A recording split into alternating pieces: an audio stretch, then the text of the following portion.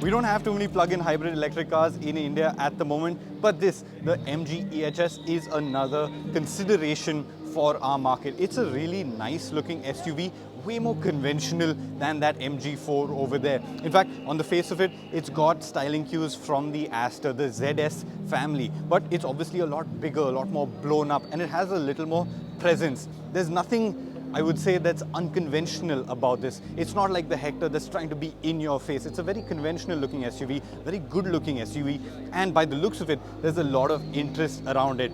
Plug-in hybrids, they've really not made a mark in India at the moment, but I think they have huge potential. It's a type of drivetrain that can be really efficient without the compromises of an electric drivetrain. So will MG be the pioneers of that technology in India? Well, we're just gonna have to wait and see.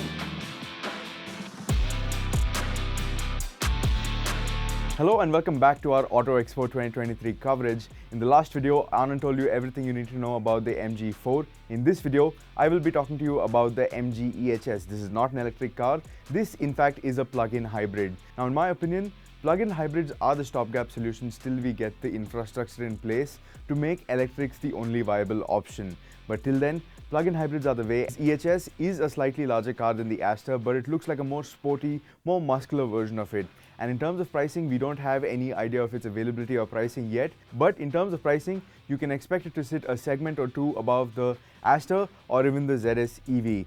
Now, in terms of power outputs, you have an electric motor and a 1.5 litre turbo-petrol engine. The combined output is good for roughly 254 bhp and 370 Newton meters of torque.